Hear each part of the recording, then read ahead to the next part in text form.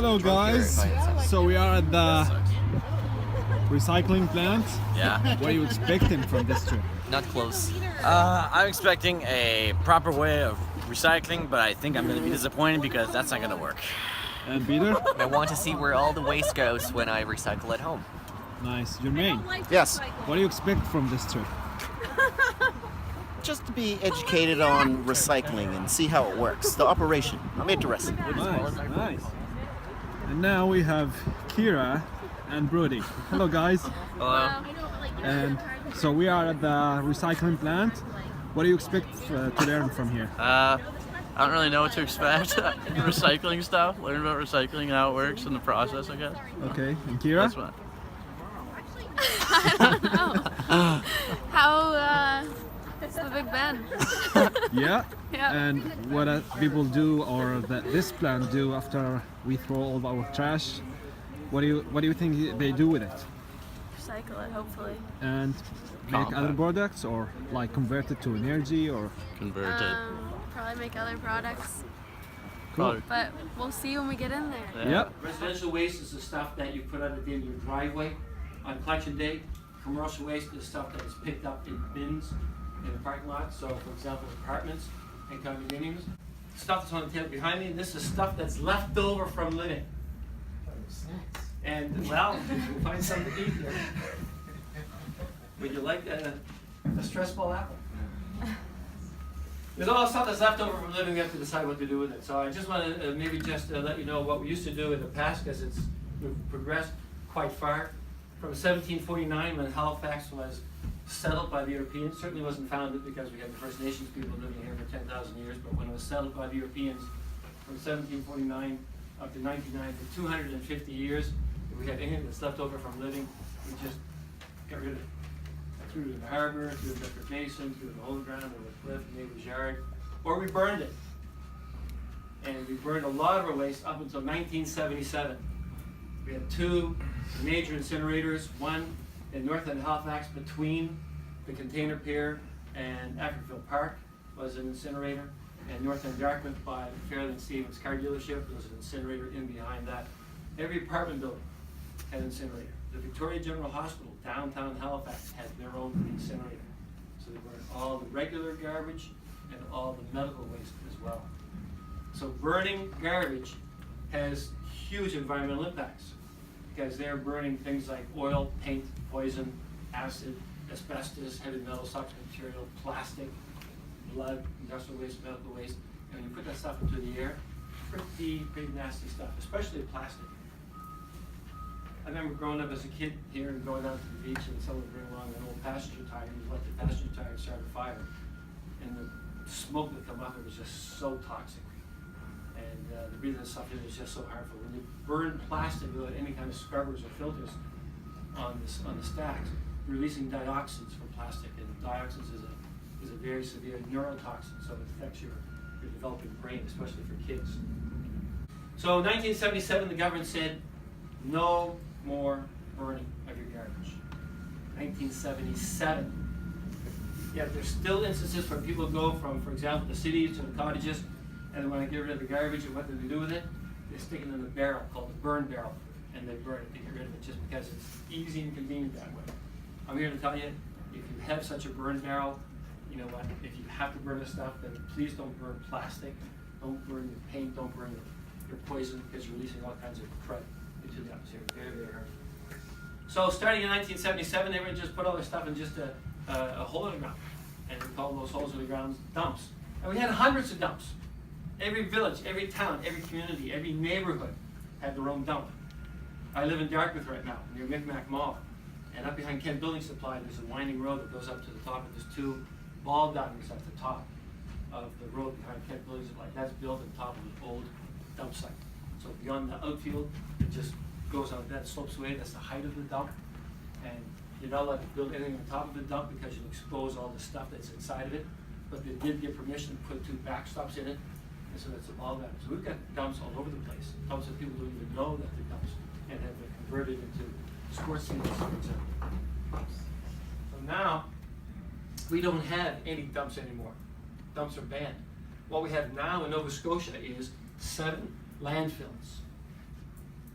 landfills. One landfill in all of HRM to service everything from Harvard to Sandbrook, right down to Sheet Harbor and all the way to one landfill. It's called the Otter Lake landfill. That's situated at Exit 3 on the 103. It's called Otter Lake. It's 500 meters from Otter Lake. It's 300 meters from 9 Mile River. People drink their water, they wash their clothes, they cook their food, they paddle, they swim, they fish, so they wanted protection. So in order to promise that protection, a landfill now means that they now build an engineered box in the ground to put the garbage. This engineered box is humongous. It's 10 to 15 soccer fields in size. Oh. The floor is 7 feet thick. The walls are 7 feet thick. Nothing gets through. It takes 1 year to build this engineered box. 1 year. And they call these boxes cells. And right now we're filling up cell number 6. We opened it up in 1999. So in 1999, the brand new system was, you not have a new system, and they came up with a strategy, and now they don't call this garbage, it's not called this waste. We have 5 kinds of waste. We've got cardboard waste, recycling waste, paper waste, and food waste. And it's not cardboard, it's not recycling, it's not paper, it's not food waste, nobody wants it. It's garbage. And this is what we now do, we pick this up now from the commercial sector and the residential sector. What you don't see here is hazardous waste. You don't come by to your houses and apartments to pick up hazardous waste. I can't come to her place to pick up fertilizer, and pick up gasoline, and pick up motor oil, and pick up propane tanks, pick up the lighting fluid, and pick up batteries, and pick up something else, because you put it in the back of the truck. What have you got? A bomb? Yeah! A volatile mixture, that's a bomb, okay? That's what they do in other parts of the world. They mix all this stuff and put it together. So we don't pick up hazardous waste. So if you have hazardous waste, there's a place right behind this recycling plant called this household special waste. And it's the first permanent household hazardous waste people to open up this side of Montreal. It's open up most Saturdays. That's what you do. So the rest of this is called waste. And we have all these streams of waste. This stuff still goes in the hole in the ground and stays in the hole in the ground forever. In the box? In this engineered box, this cell. Called, yeah, cell 6. You know what it cost us to build cell 6? $18 million. Well, wouldn't it be just more cheaper to ban companies from using materials that are non-recyclable? We can only ban materials for 2 reasons. There's got to be a health reason or a safety reason. Doesn't that qualify if the planet's not going to be built? Well, here's an example. Okay, this is a toy. It's got dangly parts on it, or a kid that might choke on that. That's a safety reason. Then they can ban that. Health reason is, let's say this is a toy that comes from Asia, and this happened a few years ago. They would have painted this with lead-based paint. Of an infant, chew, lead, again another neurotoxin. Infants put everything in their mouth, so they ban that. But anything else, if it's not safety related or health related, they cannot ban the packaging. Every single day, 237,000 pounds of material comes in here. Every single day, 237,000.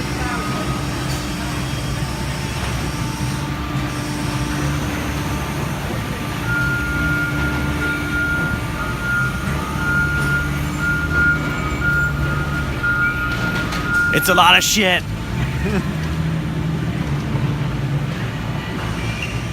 كانت رحلتنا للريسايكلينج بلانت.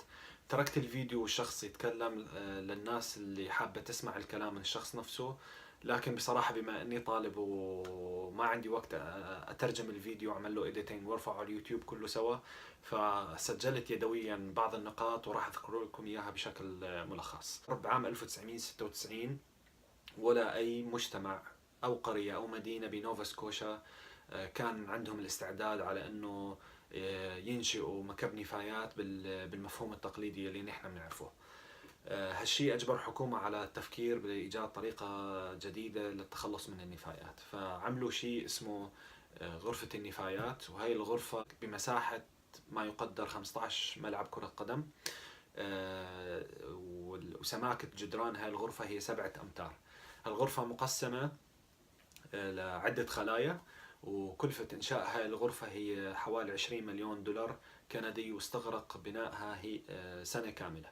بعام 1999 طلعوا بقرار اسمه 5 بواحد. 5 بواحد هو عبارة عن قانون بيقسم لكل بيت مسموح له ينتج 10 أكياس من القمامة بالشهر.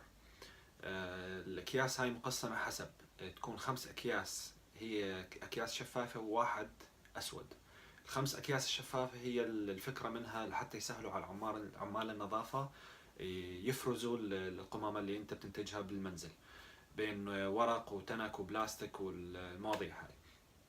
الكيس الأسود هو اللي بيسموه برايفسي باج، أو الكيس اللي أنت بتحب تحط فيه شغلاتك الخصوصية اللي ما بدك تخلي الناس تعرف أنت شو بتستهلك بالبيت، يعني مثل منتجات النساء وهالمواضيع هاي، لحتى يكون في خصوصية لصاحب البيت.